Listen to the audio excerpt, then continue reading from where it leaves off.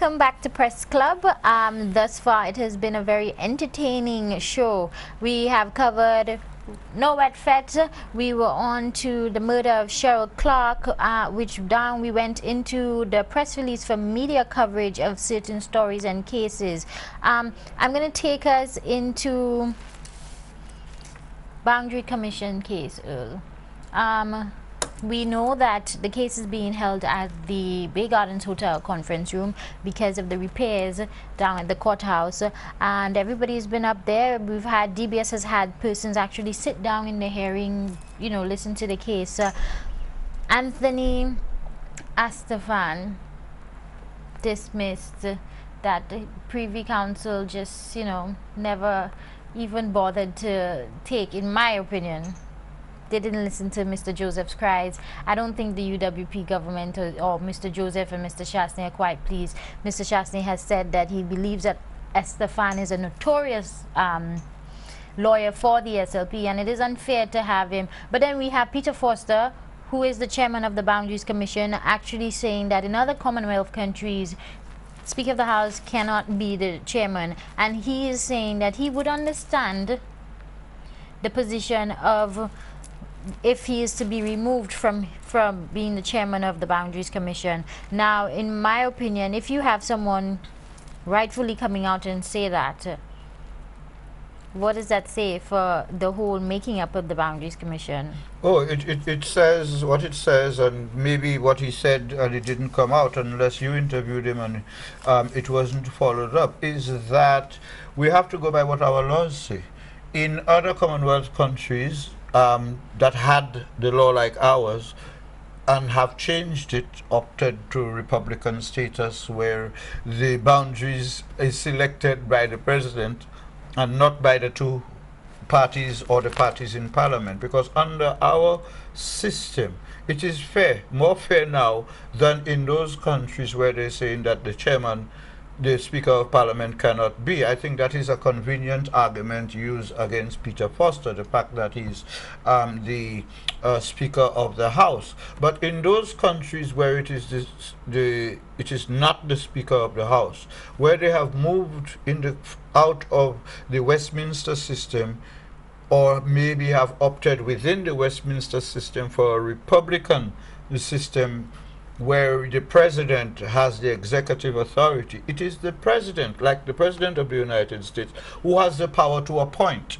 the Elections Commission, and you can't question it. In our case, the Constitution requires that the parties in Parliament, the majority parties in Parliament, contribute to equally according to a particular measurement.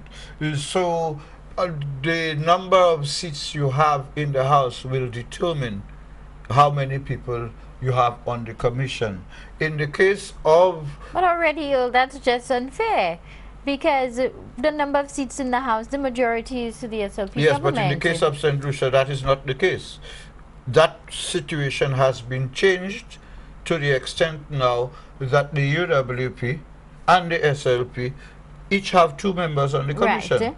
And the chairman... The chairman... Right, so their problem is that, and yes... you're saying the chairman is neutral. The chairman, yes, ought to be neutral. Ought to be. Yes, ought to be neutral. Now, until you can prove that Peter Foster, as chairman of the Boundaries Commission, has been unfair or not neutral, you cannot just assume that because he is Kenny Anthony's friend. Right. You know, Alan Shastney used to be Kenny Anthony's friend too.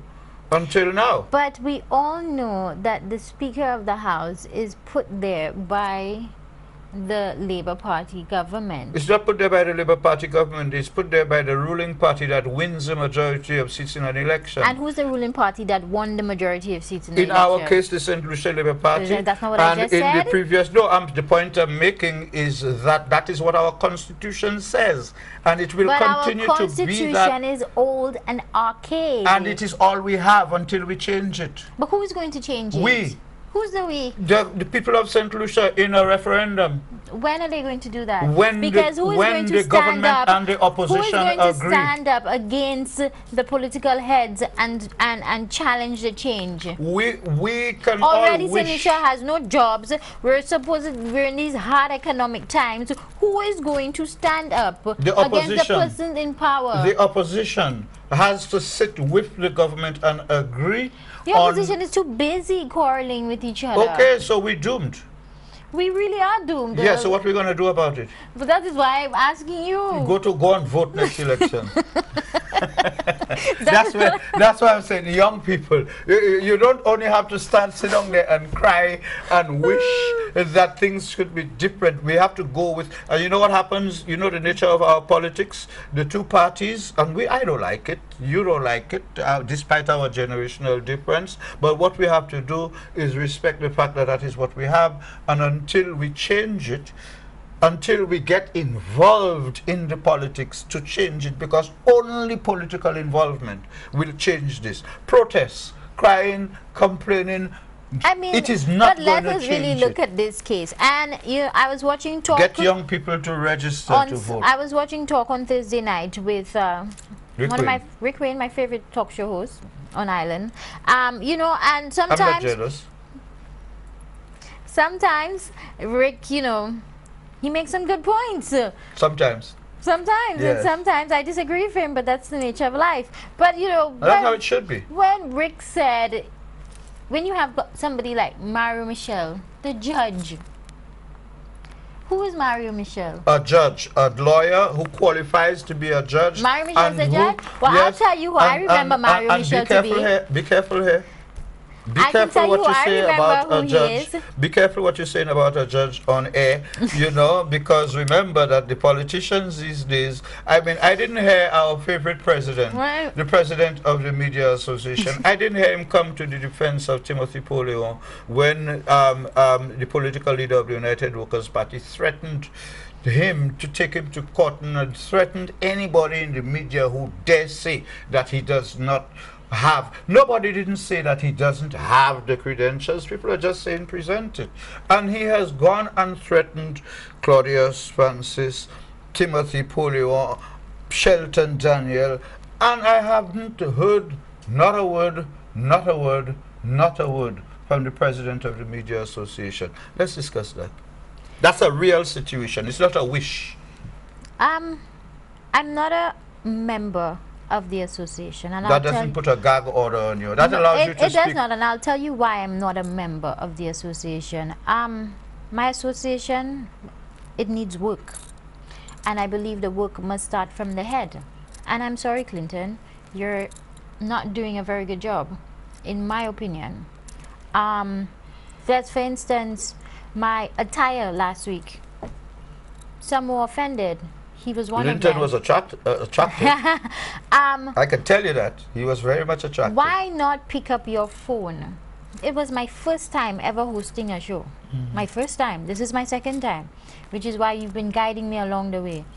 Why not pick up the phone and say, hi, can I guide you? Actually, you know who did that? Judy de Turville called me this week. She said, Jenna, how are you? I would like to give you some tips. She said, are you willing to accept the tips? I said, yes, of course. She gave me tips on my breathing. Because she says that I need to work on my breathing. She says I need to take long sentences. I should practice on my T's. And I appreciated that. I would have appreciated if my president would have called me, messaged me. We're in WhatsApp groups, and say, maybe you should take a different approach in how you come on set, or maybe you should. That is how we move forward. Ladies and gentlemen, we do not move forward by just bickering all over the place and not being able to sit down and have constructive conversations. How exactly am I supposed to improve if you can't say it to my face, but you'd say it in a little group? And that is where we have a problem. When he didn't come to the defense of Timothy Poleon, it says a lot about the character of the person as well. Why would you not come to the defense? Media houses, media owners, they need to start defending the people that work for them. Not when every time we get into a hot seat, you take a back step because what? You don't want to get involved, you don't want to get in the mess.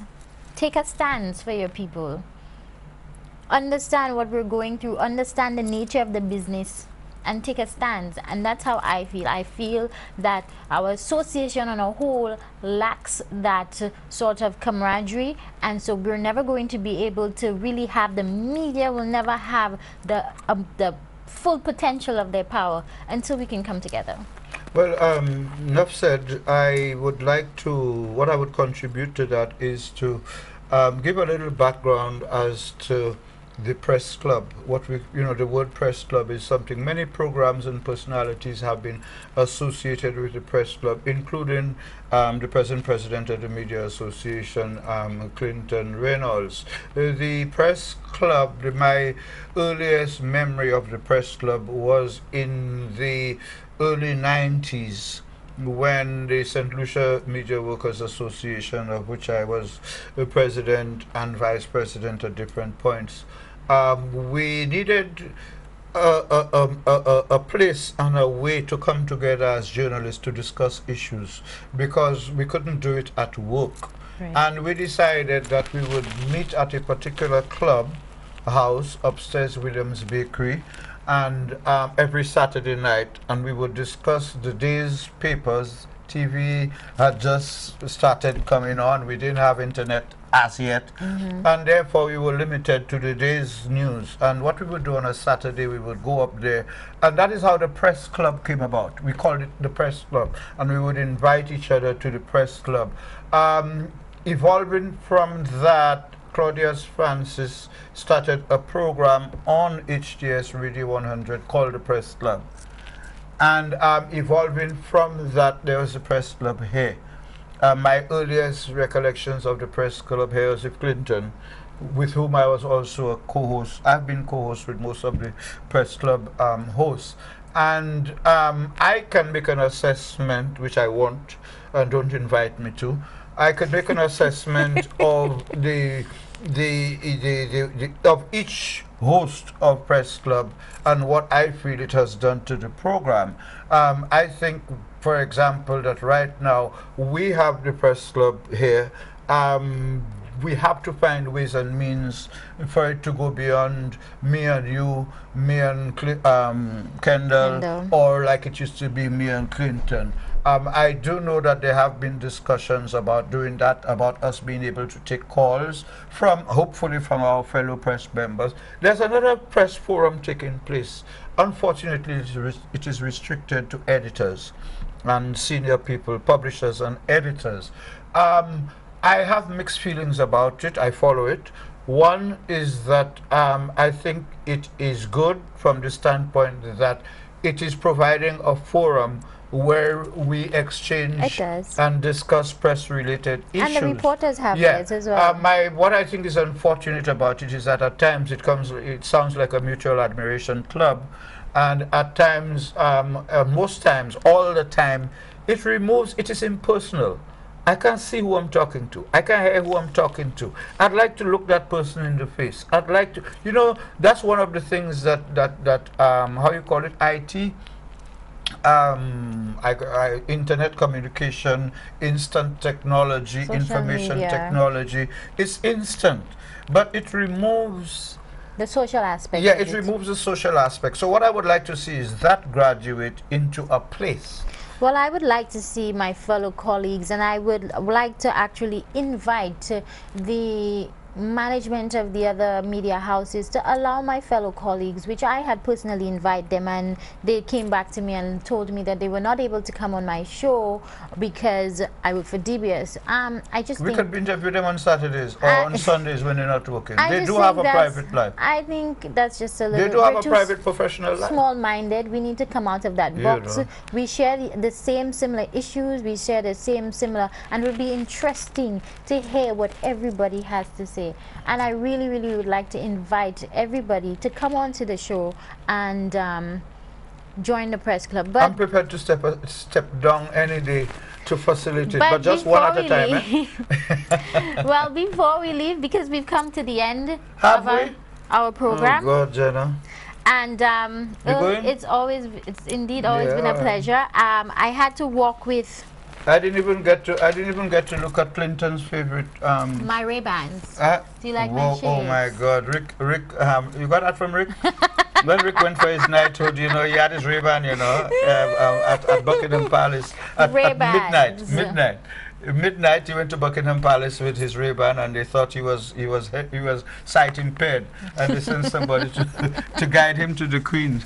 It was indeed a pleasure. Where's Clinton's favorite From one paper? funky shade to another. Oh yeah. Clinton, we didn't have time to see your paper, but we have tonight. Thank you for watching Press Club this evening. Have a good evening, and we will see you next week. Bye-bye.